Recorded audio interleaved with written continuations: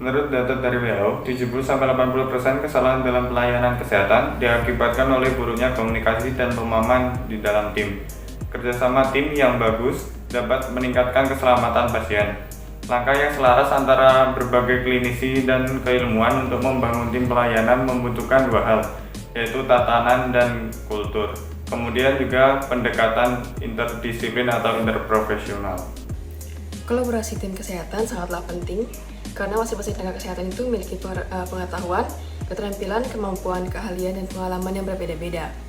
Dalam kolaborasi tim kesehatan, itu memiliki tujuan yang sama, yaitu sebuah keselamatan untuk pasien. Selain itu, kolaborasi tim kesehatan ini dapat meningkatkan performa di berbagai aspek yang berkaitan dengan sistem pelayanan kesehatan.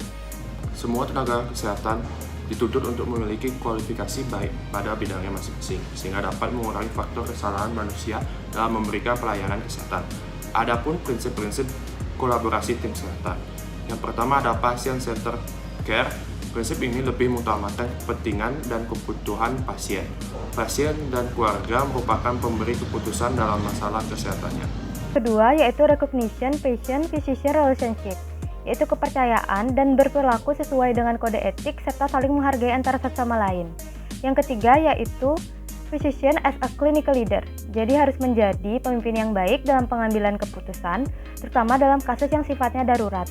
Dan yang keempat yaitu mutual respect and trust, yaitu adanya rasa saling percaya, yaitu dengan cara memahami pembagian tugas serta kompetensi masing-masing dari tiap tenaga kesehatan. Adapun manfaat dari kolaborasi tim kesehatan yaitu yang pertama, berbagai bidang dari pelayanan kesehatan yang berbeda dapat terintegrasikan sehingga terbentuk tim yang fungsional. Yang kedua, kualitas pelayanan kesehatan dan jumlah penawaran pelayanan meningkat sehingga masyarakat mudah menjangkau pelayanan kesehatan.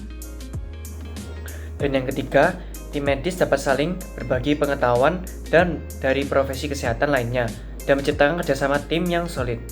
Saya membangun kerjasama atau kemitraan antar tenaga kesehatan juga harus mempunyai hubungan yang baik dengan pasien serta keluarganya.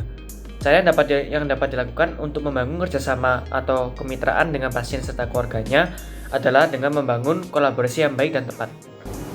Autonomi merupakan suatu prinsip untuk menghormati dan menghargai pasien dalam mengambil keputusan medis dan bisa juga diartikan dengan kebebasan pasien terhadap penanganan medis terhadap dirinya.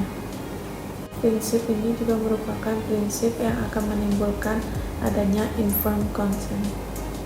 Yang kedua adalah beneficence. Beneficence sendiri merupakan prinsip moral yang mengutamakan tindakan kepada pasien dengan landasan prinsip yang bertujuan untuk kebaikan pasien dengan memperhatikan faktor risiko serta biaya yang dibebankan kepada pasien, agar tidak merugikan kedua belah pihak. Selain itu, prinsip ini juga lebih dikenal dengan prinsip yang mengutamakan perbuatan baik kepada pasien, seperti halnya pada seorang dokter yang memberikan resep obat dengan memperhatikan atau mempertimbangkan efek samping maupun dampak yang mungkin terjadi nantinya. Yang ketiga ada confidentiality atau kerahasiaan. Jadi setiap tenaga kesehatan mempunyai prinsip untuk dapat menjaga setiap informasi yang bersangkutan dengan pasien, baik itu identitas, kondisi perawatan pasien, atau hal lain yang bersangkutan dengan pasien, kecuali sudah diberikan surat persetujuan untuk menceritakan atau memberitahukan informasi mengenai dirinya. Fidelity atau menepati janji yang mana dalam prinsip ini sangat jelas menyatakan bahwa seorang tenaga kesehatan harus patuh akan tanggung jawabnya untuk meningkatkan kesehatan, mencegah penyakit, memulihkan kesehatan, hingga meminimalkan kesakitan atau penderitaan. Yang kelima, fiduciary atau komitmen antar kedua belah pihak. Hal ini berarti komitmen atau wewenang yang telah diberikan oleh tenaga kesehatan untuk memberikan pelayanan kesehatan atau memberikan jasa pada masyarakat. Veracity ataupun kejujuran, prinsip ini menyatakan bahwa setiap pelayanan kesehatan ataupun tenaga kesehatan harus menginformasikan terkait kondisi maupun penyakit pasien secara transparan dan dapat dipertanggungjawabkan oleh tenaga kesehatan kepada keluarga pasien maupun pasien sendiri. Membangun kerjasama dan kemitraan antar tenaga kesehatan, pasien dan keluarga dapat meningkatkan derajat kesehatan karena melalui kerjasama dan kemitraan akan semakin mengharmoniskan hubungan antara klinis.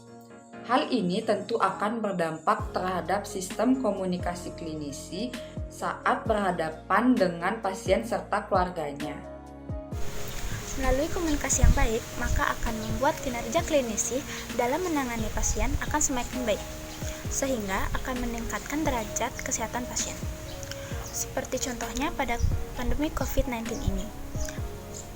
Pengendalian pandemi COVID-19 tidak terlepas dari kerjasama antar tenaga kesehatan, seluruh lapisan masyarakat, para pemangku, para ahli, dan pemerintah yang mencerminkan semangat gotong royong dan semangat bela negara demi memerangi kasus COVID-19 ini.